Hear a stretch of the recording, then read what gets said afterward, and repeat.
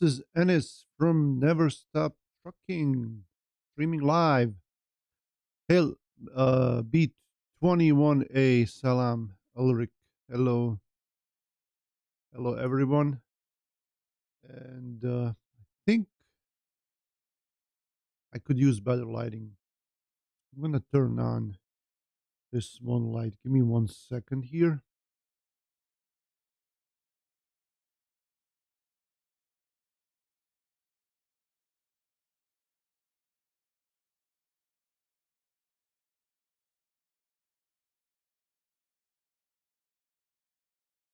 This should be better, I think. Hello, Corinne. Bye.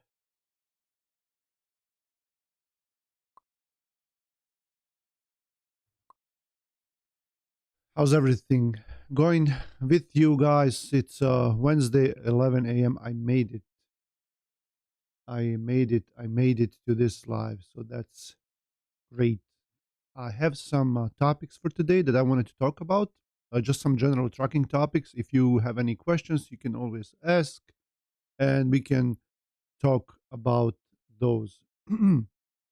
Now, uh, I'm also going to be trying to go to some comments on the channel and try to answer some questions that we have in the comment section for the channel.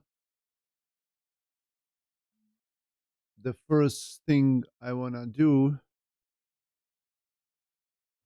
is read some news from trucking. Like I said, if you have any questions, you can always ask me. Okay.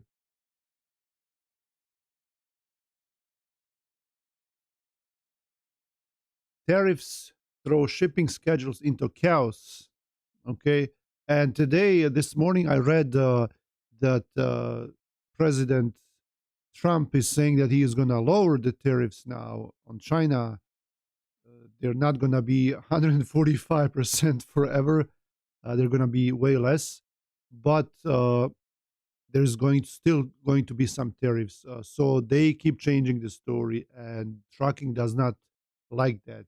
Trucking takes a long time to recover from, if there are any problems out there, anything weird going on, it will take long time to recover. And this does not help trucking at all. It's always hot and cold keeps changing. So uh, trucking does not like it. Okay. Uh, Mexico remains top U.S. trade partner. So there is a lot of shift. We are turning away from China and maybe some Canada, and Mexico is still working strong with us. And then DHL holds high value shipments to the USA. Okay, and this also has to do with something to do with tariffs. So the packages that are valued over $800 uh, will be halted with DHL. Okay. The average national diesel prices dropped 4.5 cents this week. Okay, so that's, I guess good news.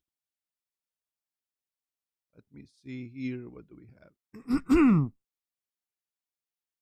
How's the freight market today? The freight markets are.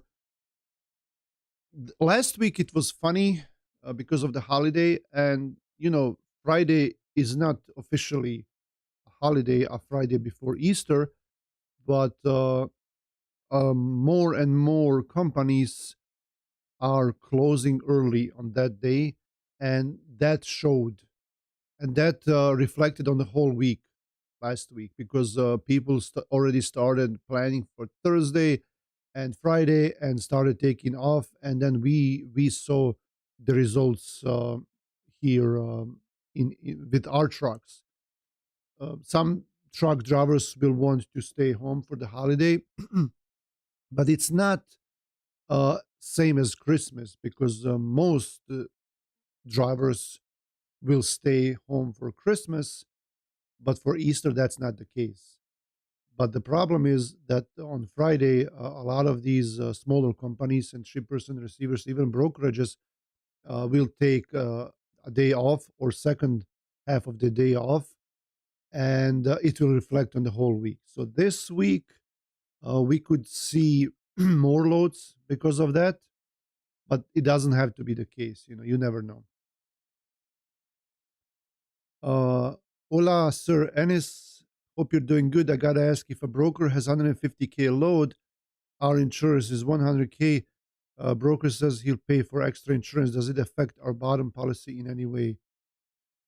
Oh, Kokosh Burza, that's you. Okay. So, no, some brokers will do that. They will add extra insurance and they might reflect that on the rate. Uh, they will tell you, hey, we're going to take it off of the rate, or, they're just going to cover it just because they already included in the rate. And I know even some services like DAT, they will have a service for extra insurance. So if you have a high value load, you can just buy that extra insurance. So that should not affect your policy in any way because you already have your policy. You cannot change. Nothing can be changed on your policy without your consent. uh, and and it takes underwriting and signatures and down payments for something to be changed on your policy, and it has to come from you. This should not have anything to do with your existing policy. It's just extra coverage that you can buy. So that's it.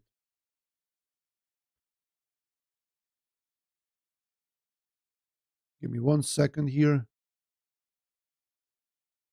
Okay.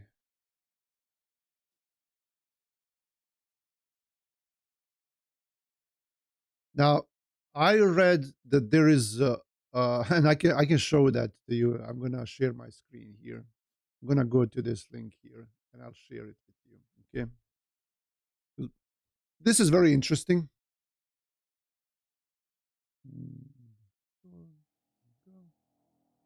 Make this a little bit bigger. Okay, let me zoom in. I found this the other day, and I wanted to save this. Get your CDL in 14 days. This is a company from Florida, and it costs only 2,500 to get your CDL, and that includes the training, I'm assuming, the driving, and all of that. Nowadays, to get a CDL, it's gonna be anywhere from like $4,000 to $8,000 with the training included. So that's the biggest part is the training to actually go out and get your CDL. Uh, to have the test, that's the least expensive part. But the training, where someone sits with you in the truck, and you drive, and they teach you, that costs a lot of money. But these guys are promising a CDL for 2,500 and 2 weeks. So there was I remember here a long time ago, there was this one guy that was translating to a lot of people here in town, because some of these guys, they just came to United States. Some of them were older, and they were not speaking English. And there was this guy that kind of took them in a group to Secretary of State here, or DMV, as some states call it, and he would just point to the correct answer, and basically they were cheating, and they all got their CDLs. They drove for a while, but somehow they found out, the government, and they went after them, and all of those people that had that CDL that way, uh, they had to get their CDL again, go to the training and all of that. So they just took them away from them. But now there's another one here in Florida, and they speak Ukrainian, Russian, and English. So you know, and they promise that they can do it. So right now, this tells you how much training some drivers will have, or none, in order to get a CDL and drive a big truck. So this caught my eye, right? And I wanted to show it to you. Let's see. Yeah, everything fully open. They just asked from our insurance some policy jacket. Yeah, I wouldn't know about that, but usually the way it works, they just get the extra coverage from a third party. Hey, Anis. Hey, Trucking 365 TMS. I think we did a video on your TMS software, and it was free, I think. I don't know if something changed. How do you think the freight market will improve in the next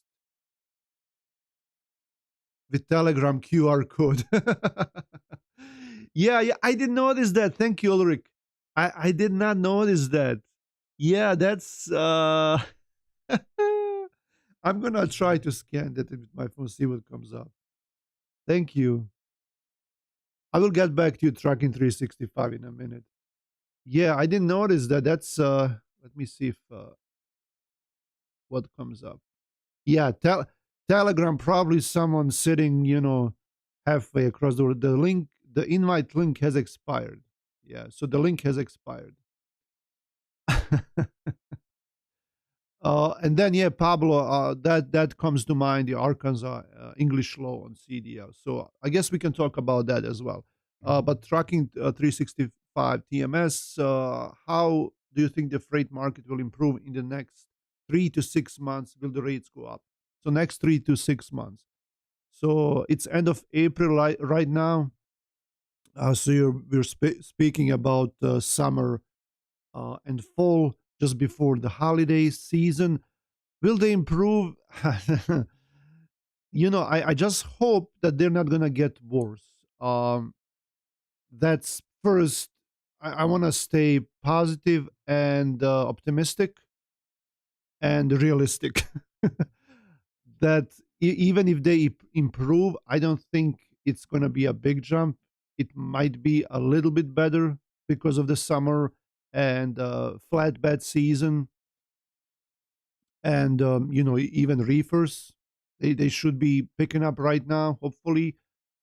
But as far as dry van goes, I I seriously doubt that it will pick up that much, if at all. I just don't see it picking up, just because. And like we said, in for the last 1 year, we've been speaking about this. Something big has to happen in order for these rates to go up. And we have so many trucks on the road, and I've been watching some of the companies um, here locally and nationally. A lot of those companies are shrinking, but these trucks are not going to go away, unless, even if the driver or the owner operator decides to quit and do something else or retire, that truck is still going to be there, and someone will buy the truck, and that truck is going to go into a company, maybe a company truck or owner operator, whatever the case it is. That truck is going to stay on the road, and we're still going to have this many trucks, even if like 20% of the companies shut down, the trucking companies, we're still going to have all these trucks, and someone will want to put them on the road, right? Because if they're sitting, they're losing money. Flatbed was on fire last few weeks from south. uh, Flatbed, I've been seeing. You're right. We just had a guy that came back. He has a flatbed, and he took a couple of months off. He's from Texas, and he just came back this week, and I think he just got a really good load from Texas to New Mexico on Monday. For like over $2,000. So yeah, flatbed, and it is the flatbed season. It's construction season, so it's kind of to be expected.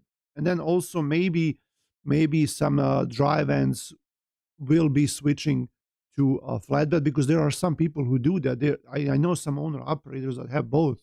They have flatbed and dry van, and during summer and in spring they will drive their flatbed. right? And during winter they will do van. So maybe some of these drive-in drivers will switch over to flatbed, and it will make it a little bit better for us in the drive-in. But yeah, just to go back to the question about the rates, I if it improves a little bit, I think I think that would be a good starting point.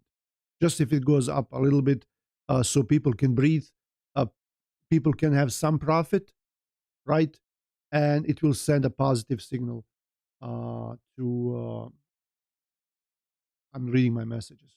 A positive signal to investors and shippers and brokers. I'm gonna answer this message.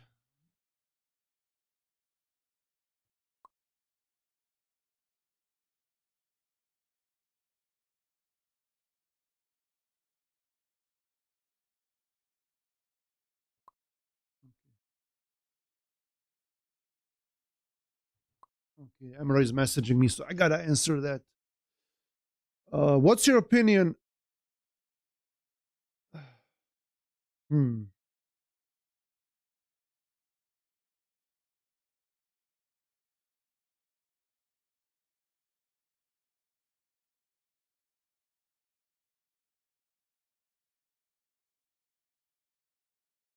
What's your opinion on Arkansas English law on CDL? I did read about that, and I didn't do a lot of research in order to talk about that. There was a lot of talk, and some people were not happy with it. Some people were happy, but I think this was not that extreme as they made it sound uh, in news titles, right? But in any case, I do agree that there should be some basic English requirements when you're getting your CDL and when you're driving, because I'm from Europe, and over there, you drive 300 kilometers or 500, and there's a different country with a different language, and most countries have their own language, okay, and they have these universal traffic signs where everyone will understand them, right? Most of the traffic signs over there are just signs. They're not um, words like here. There are some exceptions, but most of the signs, anywhere you go in Europe from one country to another, no matter what language you speak, you can understand that traffic sign because it's same in every country. It's standardized. But here in the United States, there are a lot of signs in English that are written, and you have to be able. I'm sorry, I have to. Emro keeps asking me these questions. So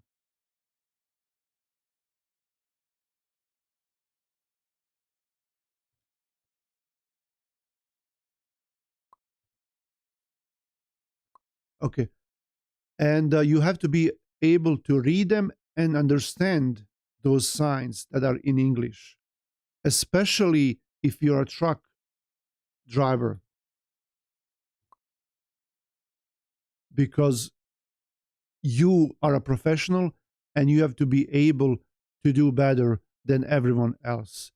And if you don't understand English and you cannot read signs, I don't think you should be driving. Right? I don't think you should be driving, and I totally agree with those laws. And like we said, you don't have to your level of English does not have to be that good, right? But at least so you can understand signs. And then I think also now I remember Arkansas State Police had the biggest problem with people who would when they pull them into the way stations, they would not understand the instructions, what the state troopers or the DOT officers are telling them when they're instructing them, to do certain things like, bring the paperwork, go into the truck, release the brakes, move over there, stuff like that. Okay. So if you can't understand these basic commands that a state trooper is giving you, then you should not be behind that truck steering wheel. Okay. So I totally agree that you should have basic understanding and knowledge of the English language. After all, that's the language that everyone speaks here, right? And not just for that, like even if you live here, how can you live here for 10, 20 years and not understand, basic English words? Like that's just, you have to, like, what were you doing this whole time? You have to be able to communicate. Mark, okay, Anis, thank you so much for your YouTube channel. A lot of knowledge shared transparently here. I'm curious if you're considering expanding your dispatching business and hire new people. Uh, I did Memphis, Little Rock, 135 loaded for 1150. These flatbed, we can talk about that in a minute. I'm jumping over comments. So Marco, thank you for the kind words. Uh, I'm I should have been making more videos, and that reflects on the channel lately, but I have been busy with new owner operators and just, basic safety related work here at Usora Express, because we don't want just to onboard people. We want to make sure that everything is legal, that the paperwork is up to date, that we have everything, all the permits, everything is in place before they go. And then once they go out, we have to monitor everything. So there is a lot of work involved with safety. And I have been doing a lot of that lately. Now, we don't, speaking about dispatching, we are right now concentrating on the authority and the owner operators who are leasing their trucks to us under our authority. Dispatching business for us, we started that maybe 2 years ago or so, and or maybe even 3 years. I would have to look it up. And at that time, it made sense because the markets were okay and the owner operators were willing to work with dispatchers and they could afford to pay them. And the brokers did not have all those requirements back then for the dispatchers, to be able to access highway packets, and you were able to access other websites. Even, no, I mean, I do live here in the United States. I am here. For me, I don't need VPN. I never had a problem with that. But we did have people who were abroad, and for them, it was made, everything was made harder. And then the brokers started implementing these new rules onto new authorities, and it became very hard to work with brand new authorities, right? And it was just harder and harder, and owner operators could not afford, to pay dispatchers anymore. And we stopped that, right? We stopped taking new owner operators uh, for the dispatching side of the business. So when you're asking about expanding dispatching business, we are not expanding it at all. Um, we're just maintaining what we have, but we are expanding the authority side of the business, right? So that's what we're trying to do here. The short loads for the flatbed, uh, historically, any load that was short would pay more per mile. And it wouldn't matter if this is a drive-in or a reefer, flatbed, whatever the equipment is. The less miles you drive, the more per mile they would pay, and that's kind of a rule. And it still is, but not there is not a big difference like it used to be right now, except for flatbed. Now, flatbed is still doing great as far as these regional slash local loads go. No matter where you are, it doesn't have to be in the south. Even there's this one guy in Indiana that does it, and he does the same thing, like 100, 200 miles for like 7, 800, 1,000 or more. And sometimes he can do a couple of these loads a day. Now, it depends if there's a lot of strapping or tarping, because you would lose a lot of time, especially if you're doing two loads a day. It might be impossible to do all of that in a day. But still, if it's just like throw some straps around it and go to the delivery, go back, pick up another one, you could do two of these. So anyone that has a flatbed and access to a flatbed, I suggest that they do these short runs, if they're willing to do that. There are some people who don't like those runs, especially if you have a company truck. If you have a company driver, they might not like that because they cannot make that much money.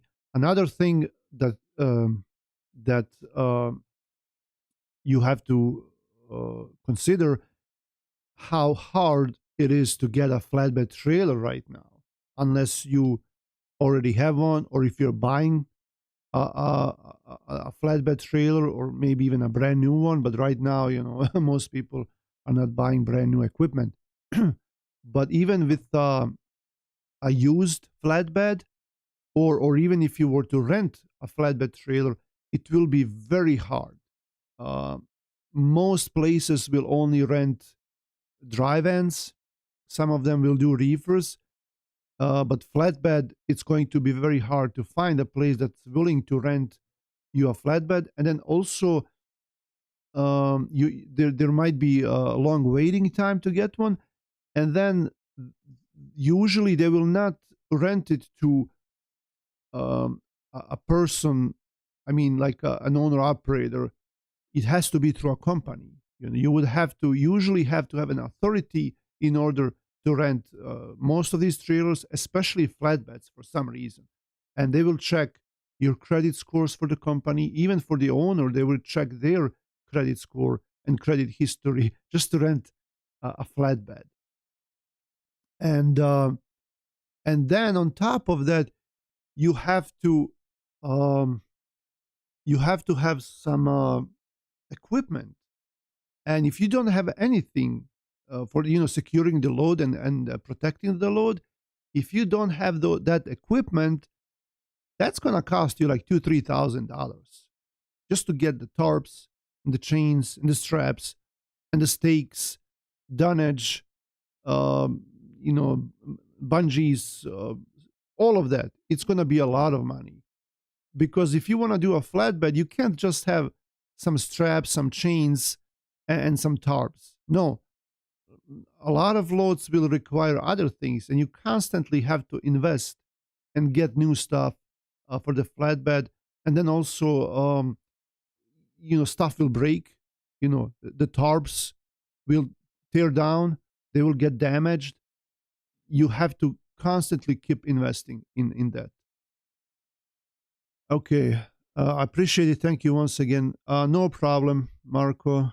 Mirko, yeah, next day, if you can run straight 130 miles, it's actually like 4 to 600.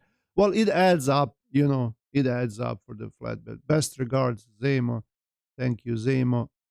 Amer Truck King. Okay, cool. Yeah, keep those questions coming. And I'm going to take a look here to see what else we had here planned. Okay, I wanted to show you this as well.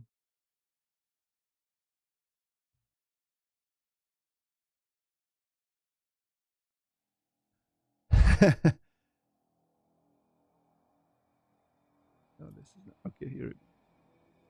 This look at this home, mobile home. It's stuck. Like someone tried to go onto, like, if you if you see these concrete barriers, I mean, you should slow down and make sure that you can fit through this. Okay. What else?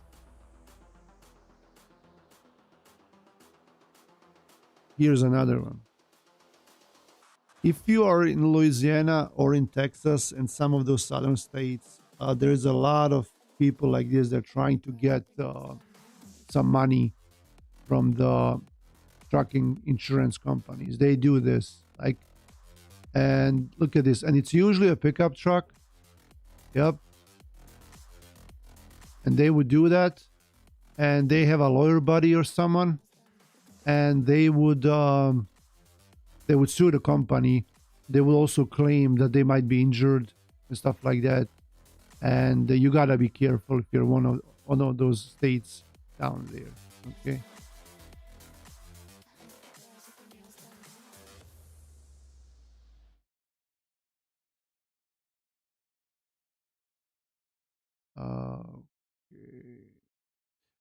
I wanted to talk about a fuel, um, diesel scam. Well, it's not scam. It's um, card stealing, card information stealing. If you've heard of these card skimmers, and you probably have, you would not think that they actually work with uh, truck stops, right? So we had one of our owner operators. He was going down to. He was in Georgia and Alabama, and he was in Florida after that. But then he went up back to, I think, like Iowa or something, and we get a notification from our fuel card company, which is Fleet One, saying that there is a $700 something transaction that's suspicious, and it's possible fraud. So I log in and I see that someone tried to swipe that card in Florida, and I look the location of the truck. The truck is in Iowa. So we call him and ask him what happened, and he says, "No, like, I was last week in Florida. Before that, I fueled in I think Georgia and Alabama. Both of them were speedways, and it wasn't me." So we filed a report with Fleet One, and we did get the money back after like a couple of weeks after that. And I called these two speedways where he got his fuel before that, and this one lady answered, and I told her what happened, and she's saying, "Well, I checked for skimmers this morning and I didn't see anything." And I'm saying, "Well, you check this, like, is it that bad?" She said, "Yeah, we have to check every day, every day at speedway truck stops, as at least this one in Georgia, they have to check for skimmers because it's that bad. It's really bad. So you have to be careful, even if you're a truck driver. If you're getting your fuel outside on a fuel island, look at the pump and look if there is anything suspicious going on. Because if you insert that card into the skimmer, you will they will take your information. They will take your truck number, driver ID, whatever kind of information you have, and they use it. But I don't know how they were able to use it someplace else without the actual card. Usually we have to swipe the card, but they I guess they can reproduce that same card with the same information and just use it. But luckily, we got back our money. So with Fleet One, there is an option that you can download their app, and what you can do is it will give you a code, and that code expires in a few minutes. And now all of our owner operators, when they go get fuel, they have to go into the app and get the code, and then when they get fuel, the fuel pump will prompt them for that code, right? And they cannot get fuel without it, right? So that's what we did. And if you have a trucking company, if you're an owner operator or a carrier, make sure to check whoever is providing you with your fuel, fuel payment options, because we have several, right? Like Mudflap has it, Fleet One has it, the other ones have that option as well. So make sure that it's turned on and that all your drivers are able to use it, because if they get your fuel, it's not like with your car, it might be like $40-$50 with your car, or but with a big truck, it's like 5, 6, 700 dollars.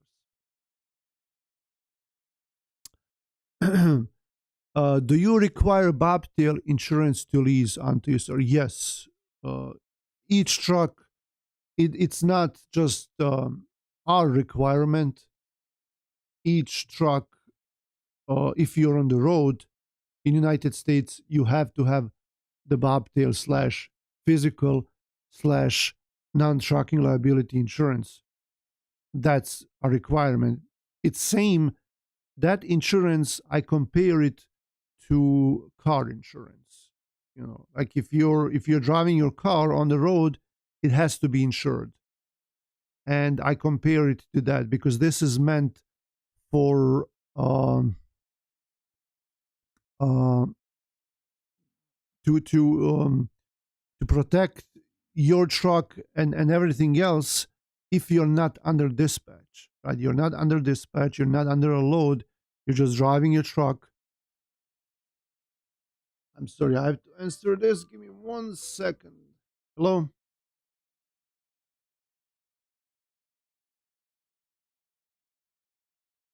Okay.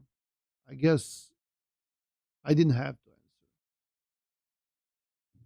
answer. The Bobtail insurance covers you if you're going out to a shop, to a mechanic, to a yard, anywhere you're not under dispatch, you don't have a load.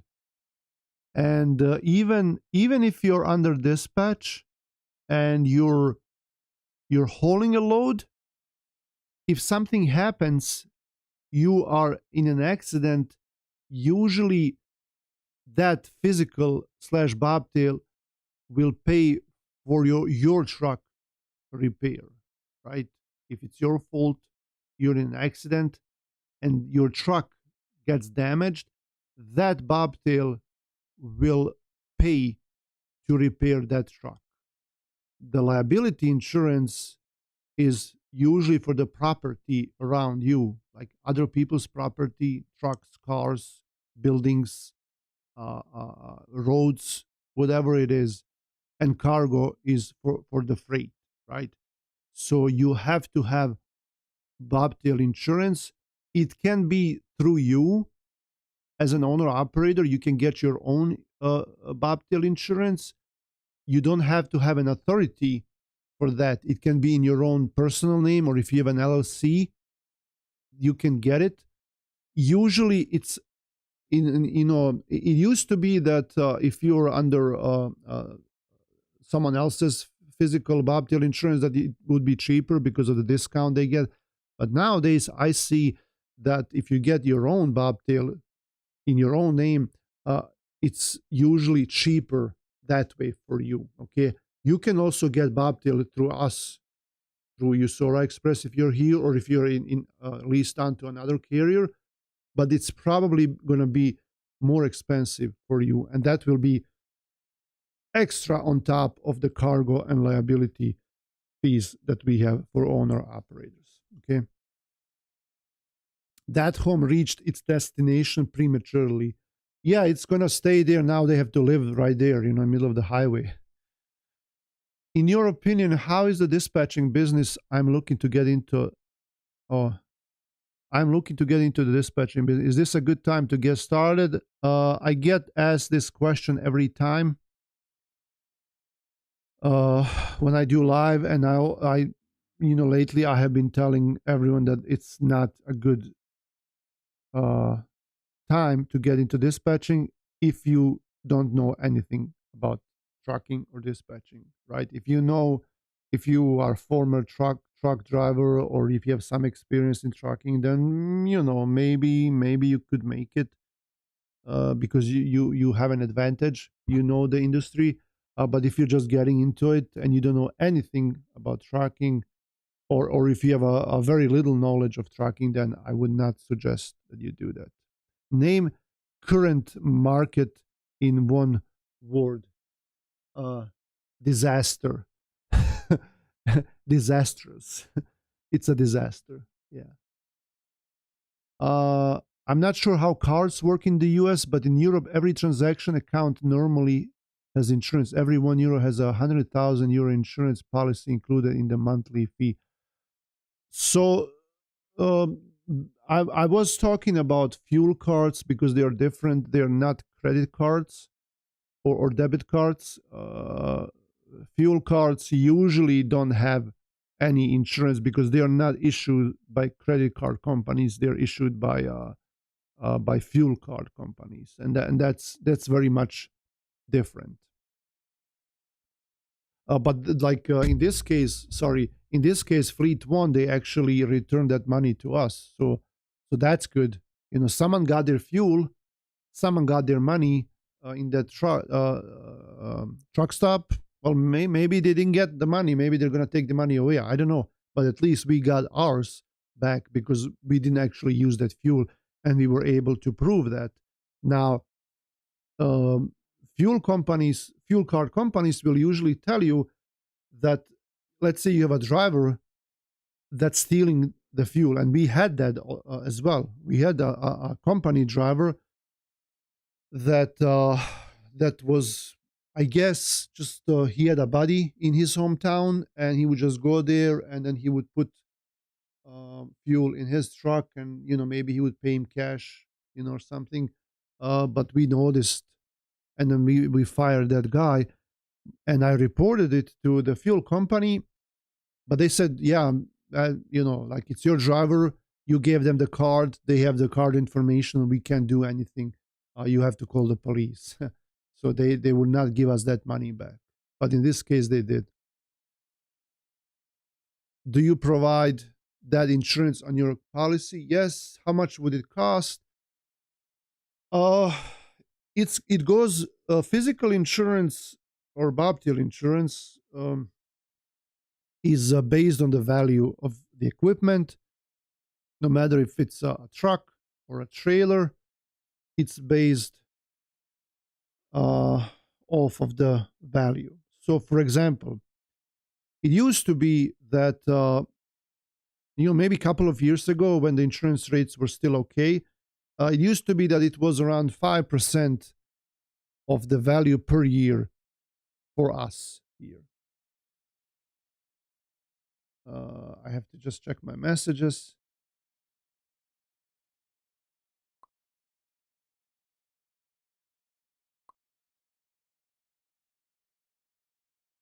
Checking messages.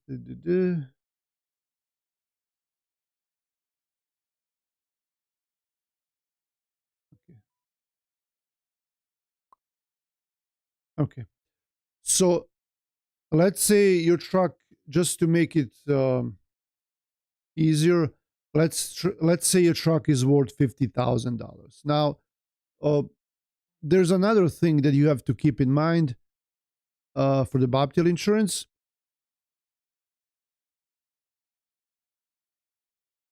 And okay, just reading Chris's messages.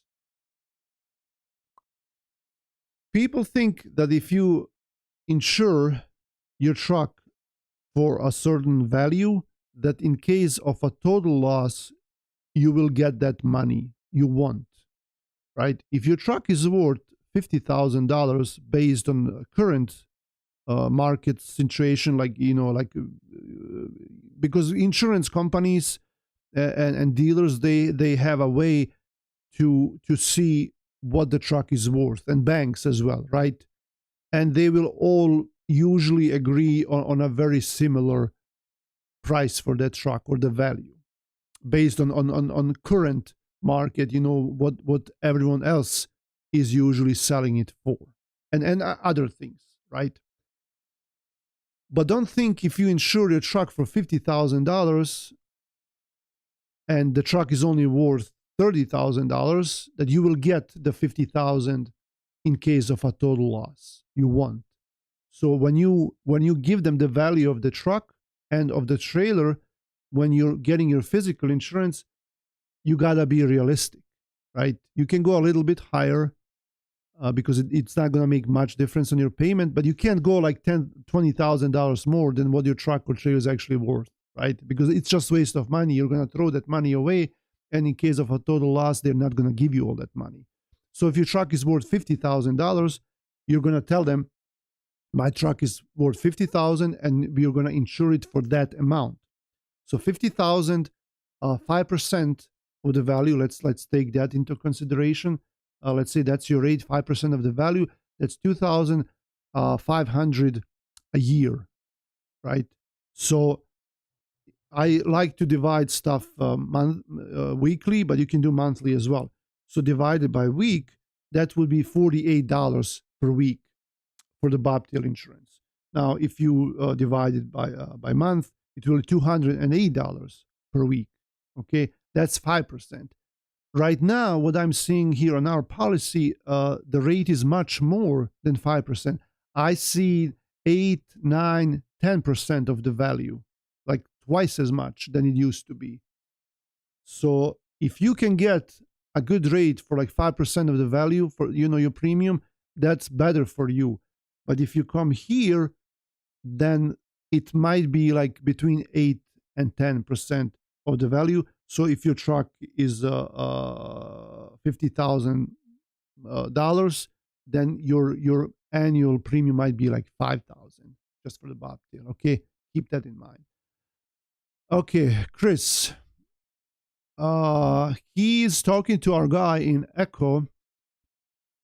We have been working with this guy for a long time now from Echo Brokerage. And he's saying that everything is getting booked even on their website, because most people will use the AT load board, and we've used Echo load board, their load board, for a while, and sometimes you can go there, and usually it's more relaxed when you go to these brokers load boards, because most carriers are not watching them. A lot of them don't have access. A lot of them don't even know that it exists. So it's more relaxed. You can bid on a load and wait for a few minutes, or call the rep and ask them and negotiate, go back and forth. But now our rep is saying that everything is getting booked in 2 minutes on their load board. Carriers just watching board like hawk and then booking on our website themselves. Every load has like 10 plus people in lock line.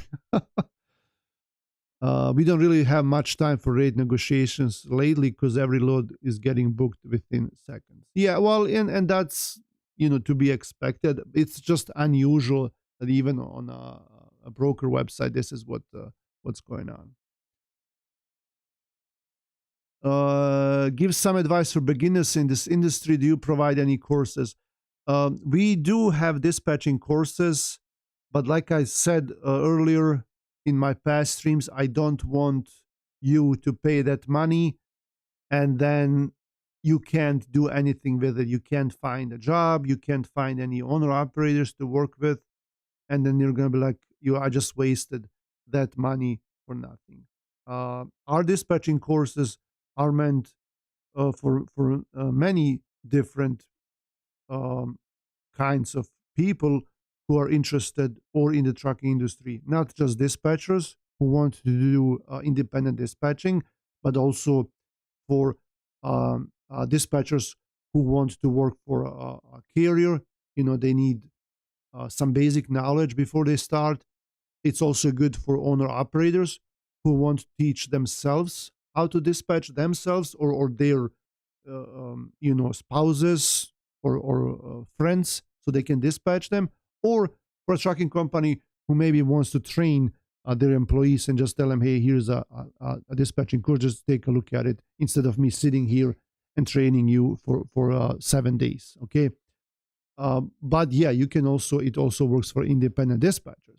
But if you're just gonna go there and not find any work, not find any owner operators, I'm just gonna tell you, don't do this. Like, not just mine, any dispatching course. I see here on YouTube there are several channels that talk about trucking and dispatching, and they have their own dispatching courses, but they push it hard. Like, even now, we used to push it too, like 2 or 3 years ago, or last year, when it was still okay for dispatchers. But right now, like, everyone is giving you limitations. You can't, if your IP is from a different country and you don't have an ID here, stuff like that. A lot of these companies are limiting you, and we used to tell about the dispatching course. We used to advertise it. Uh, but now I'm not gonna do that, because, in my opinion, it's just like, if you don't know anything about trucking, and if you just, you're sitting in a different country and you're hoping that you're gonna land a remote job like that, and earn money like that, I just don't think it's gonna work. Just don't waste your money. If you want to learn about dispatching, there's a YouTube. I have 500 videos. I have 500 videos on my channel, and others have hundreds of videos. You can learn most of the stuff free from YouTube, right? You don't have to pay for that if you don't think it's gonna work out. Okay. Anyone need dispatching services, please? So I will let this go, but please don't advertise uh, anything here in the chat. Okay. I don't think that's right. I don't think that's right to go onto someone else's channel and advertise your services. Okay. So please don't do that. Between high fuel prices and carriers accepting lower rates, what is killing the trucking business in the US? Between high fuel prices. Well, high fuel prices, I mean, they're what they are. They have been like this for a while now. Um, and it's the case everywhere. If the fuel prices are high here, they're going to be high in Europe and Asia and other countries as well. They go along. They're even higher in Europe, like way higher. But carriers accepting lower rates, that's, Ulrich, you really have a sharp eye. Carriers accepting lower rates. So is that what this guy said from Echo? We don't really. Yeah, well, he didn't say it that way, but the way you phrase it, it's interesting. Carriers accepting lower rates. Well, of course, carriers are accepting lower rates because they know if they're sitting, if the wheels are not turning, they know that they're not making any money, and that's normal. Everyone knows that. But when you say that they accept those lower rates, that means that they think they might be profitable, but in reality they're not. They're just surviving. So maybe that's the whole point of them. Why they're accepting those lower rates is because they're just trying to survive. They're trying to pay off for the equipment, maybe pay the driver, pay the company bills, maybe even invest. Because last year I had to invest a lot of my own money, like put in a lot of my own money into the company, because it was that bad. We didn't have this many trucks back then, so I had to inject some of my own money in order for the company to survive.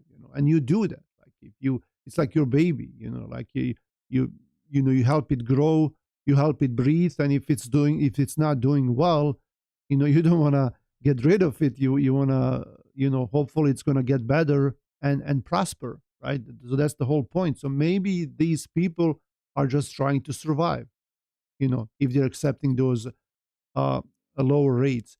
That's probably one of the parts, one of the reasons why, as you say, that the trucking business is being killed in United States. I'm not gonna, maybe I can correct you a little bit. I'm not gonna say the trucking business, but most likely smaller trucking companies, right? The small trucking companies are getting killed.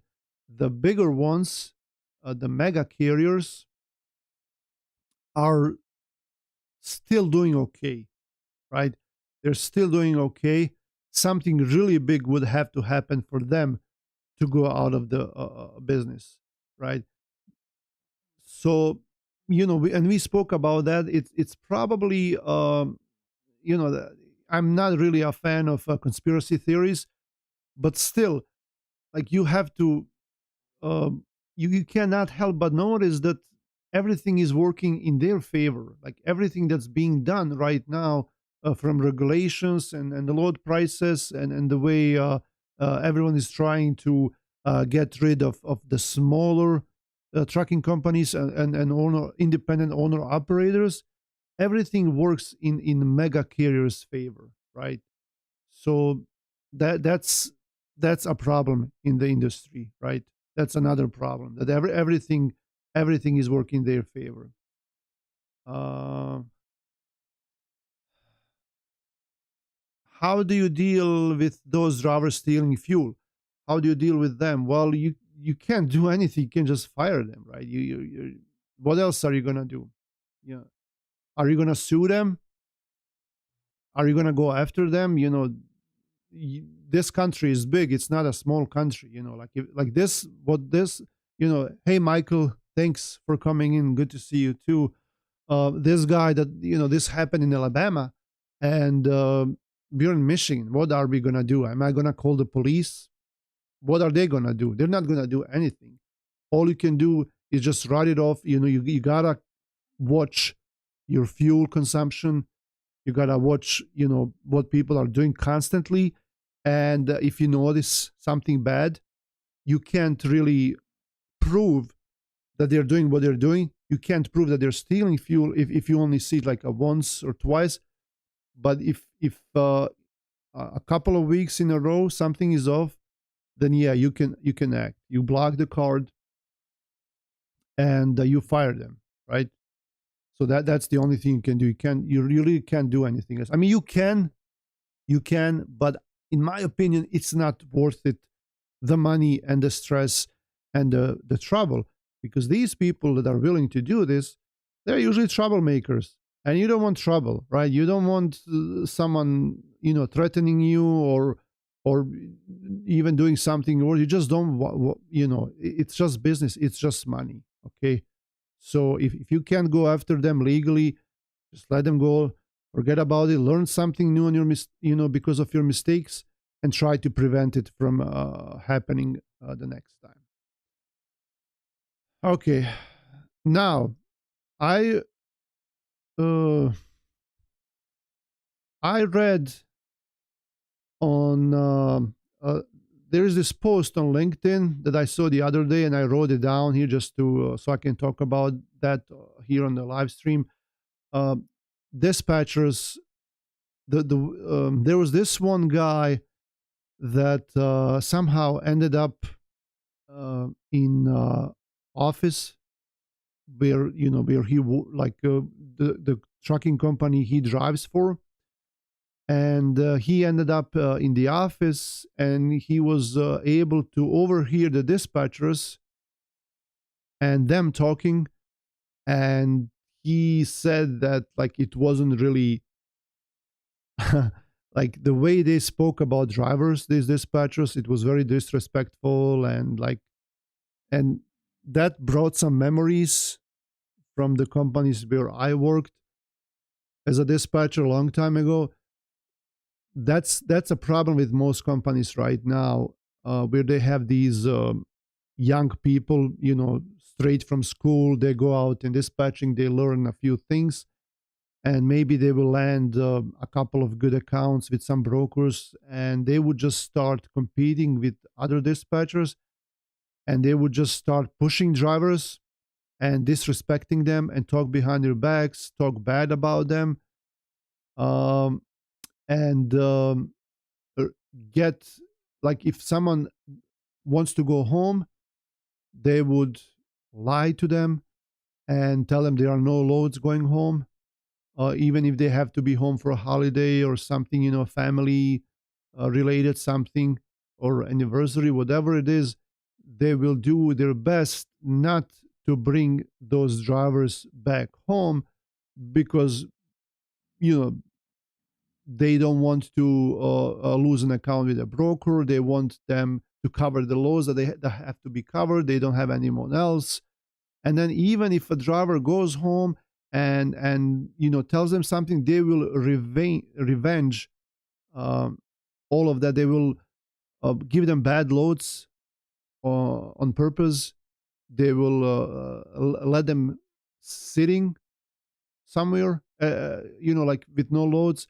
So there are a lot of dispatchers, and this usually I'm talking about dispatchers who work in a trucking authority, like in an office, and when they have that um, open space, it's usually open space, and then you can talk to other dispatchers. There's usually like four or five or seven or eight of them, and they would get into that. Like they would, some of them would be on Adderall, uh, just like go go go go go, and keep pushing and pushing and pushing, and lying to brokers and a lot of bad things. And please, if you're a dispatcher, if you're doing that, please don't do it. That's not professional. The drivers don't like it, of course. And sometimes the owners are not there, or the managers. They will go out and they will not know what's going on. I know of few cases where dispatchers would go out. They don't even have. They're not even on the insurance. They would just find a really good load, go out and get the company truck and deliver the load. The owner would never know, right? And they would take the money. A lot of bad things going on. So if you're an owner of a trucking company, if you're a manager, please, they would steal money codes. There are some dispatchers who would have access to checks. So please, if you're a dispatcher, don't do that. If you're a truck driver, you don't have to take it. That's not normal. uh, I just wanted to you know tell you that, share that with you. Thank you for the answers. No problem, Ulrich. Let's see if we have anything else here. Okay, and this is one of the things that sets us apart from the rest. um, I'm honest, and, like, if you I had someone that I spoke to yesterday, and this owner operator asked me, like, well, how much can we gross over there? Because these guys are telling me, these other guys, that I can gross around $8,000 with a drive and in a week. And I told him, well, the only way, like, that you can gross that out would be to drive 4,000 miles a week. Here, we can promise you that we will fight to get you above average rate, right? We are not going to sell for average. And we've never done that. We will never do it. We will always push for more than average. But if an average is $2 per mile in the spot markets right now, if someone is promising you $8,000 or more a week with a drive-in, with loads from the load boards, then you have to drive 4,000 miles, right? It's simple math. And how are you going to do that every week? There is no way you can drive $4,000 miles legally every week. Even once in a while, that's going to be very, very hard. And I would tell them that, like, I'm not going to promise you that. It's not going to happen right now. Once the rates improve, then yeah. But right now, it's going to be hard to do that with a drive-in. And most of the time, like you would think that when you tell someone that they're not going to make that much money here, you would think that they're going to be like, oh, okay, well, thank you for your time. But most of the time, they would say, hey, well, I appreciate your honesty. And you know what? I am going to come over and work with you. Most of the time, right? That's really interesting, right? People would think that, like, oh, yeah, I'm going to lie to them. I'm going to tell them. I'm going to make up stories. And then maybe sometimes you can do that. Maybe sometimes you can, gross $8,000 in a week. It's possible. We've seen it, but that's once in a great while right now. But people just be like, okay, well, I appreciate your honesty. I'm going to come over. So that's what sets us apart from the rest, right? Uh, Thank you, everyone, for watching. We've been live for 1 hour, and I think we spoke enough about what's going on in trucking industry. I'm going to try to prepare more topics like every day. Like if I come up with a topic, just put it on my list and then talk about that in the next live stream. But unless you have any questions right now, I'm going to call it a day. It's always very nice to come out here and talk and get your point across and learn new things, you know. Thanks, everyone, for watching. Hopefully, you'll be here next time. And then I'm going to plan to be here next Wednesday around 11 a.m. Again. All right. Thank you. And have a great day, everyone. See you later.